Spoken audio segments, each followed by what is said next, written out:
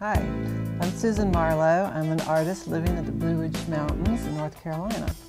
And today I'm going to be working on what I call painted quilt.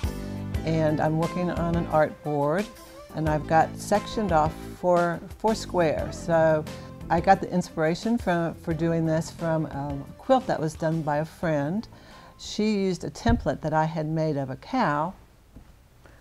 This template right here. So there was a big quilt she made using this template, and we used at the time, many years ago, we used this template with our pottery.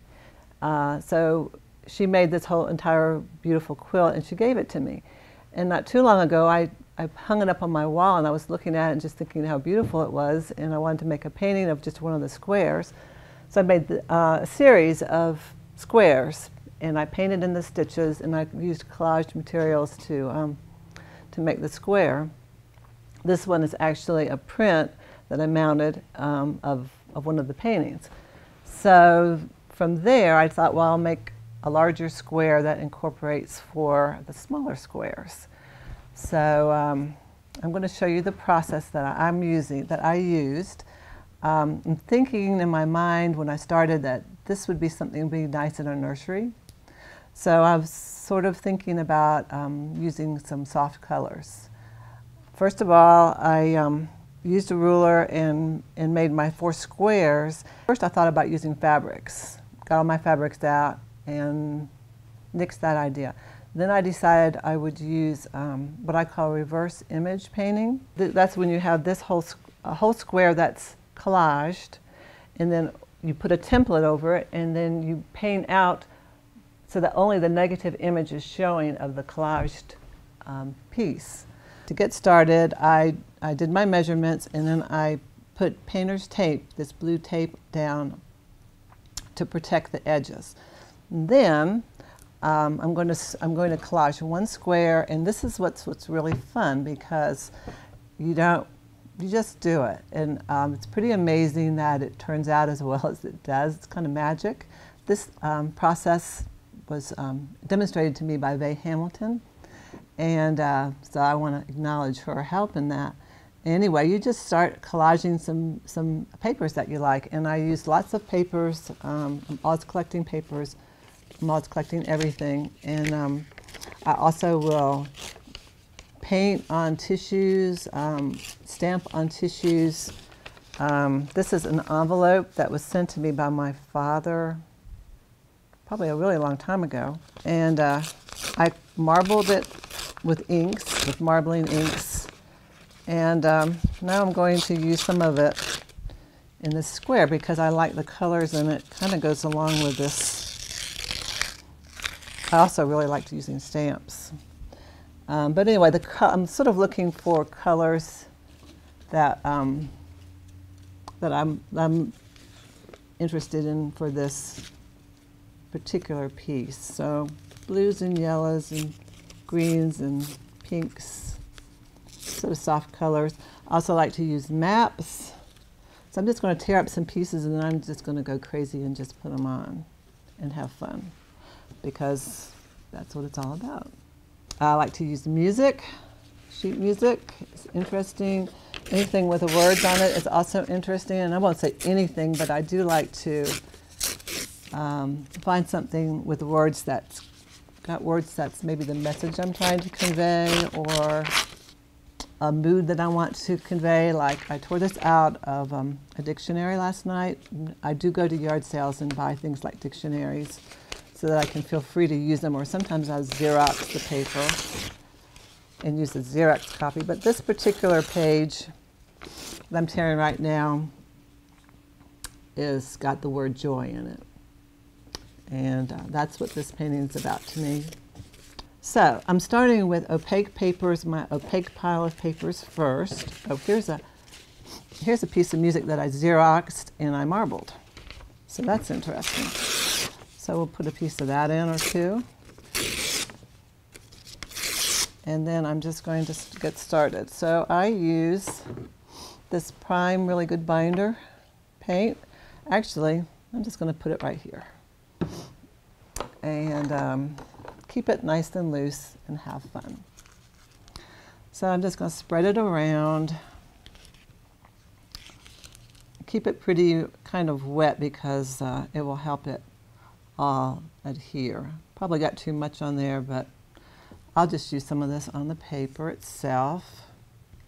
And the other thing is, the reason I put this tape on is to protect the border, and I want to go beyond the border. So if you try and stop at the border, it's going to look really contrived. But if you just go on ahead beyond the border, it'll give it a more natural feel. I like torn papers because I like the irregular edges. I think that's more interesting, and particularly for this piece, softer than a hard edge or a cut edge. So here's my dictionary pieces, and I got my music in there, and I'll get some different colors in, and there's really no rhyme nor reason. I'm not going to worry about where my image is going to go because I know that this will work out. And if you try this, you'll find the same thing. You'll be surprised that that you can just have fun putting down some papers, and when you get ready to do your negative image, it'll be kind of random, but you'll only see parts of each of these papers. And I think the randomness is interesting. Like I said, I'm putting opaque papers down first, and then I'll get to, here's a piece of the envelope from my father.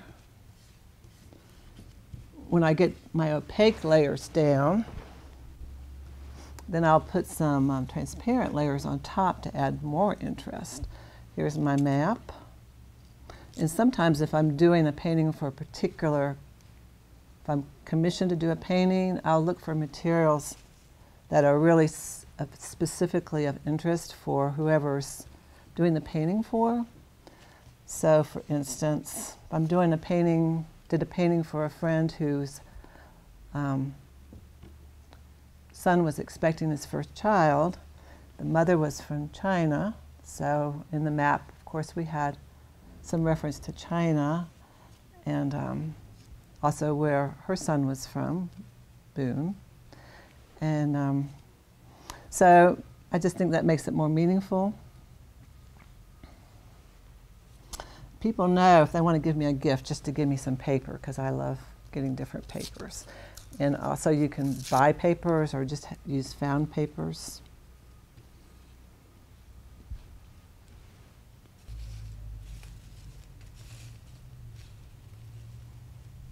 Just looking for some, just kind of looking at my overall color that's down here and what do I want to add. This is some nice paper from Italy that my sister gave me. This paper right here, this beautiful paper is from Taiwan that my son and daughter-in-law sent me.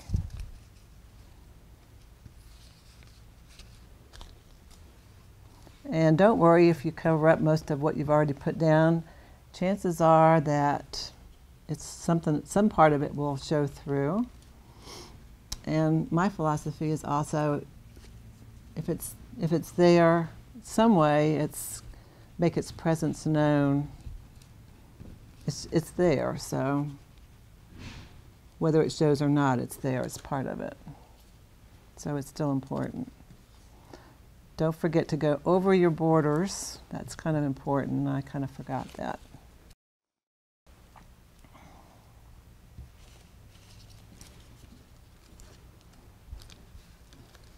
So don't worry, just enjoy putting down your favorite papers.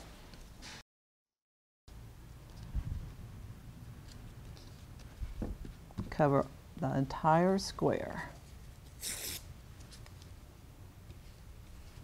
You don't know what part will show, and some of it, even as you cover it up for your negative image, might get a little bit of a peek through of it.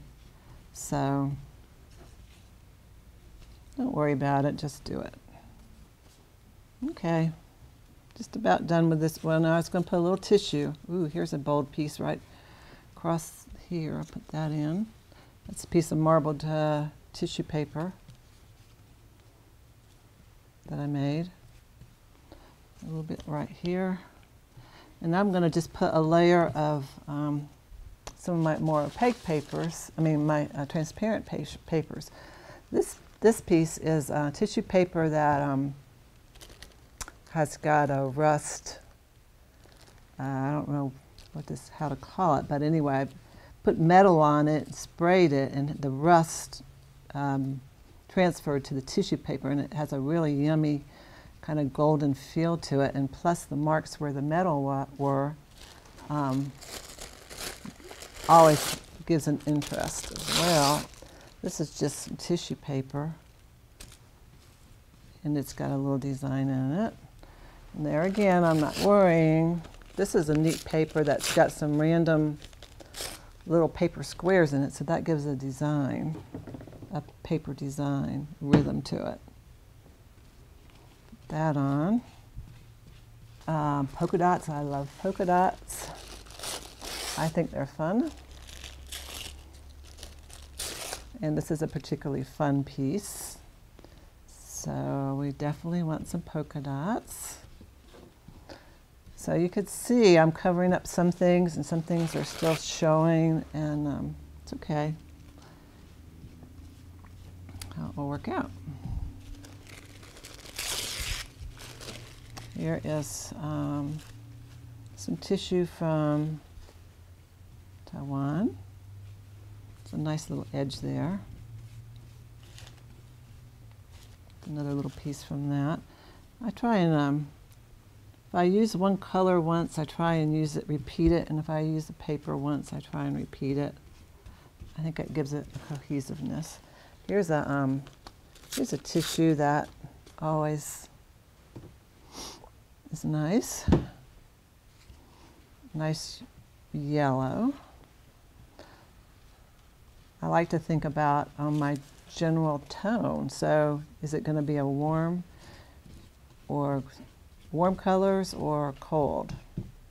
And this is going to be mostly, ooh, here's a nice piece of rust.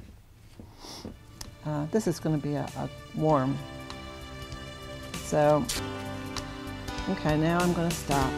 I've got enough, I think, variety for interest.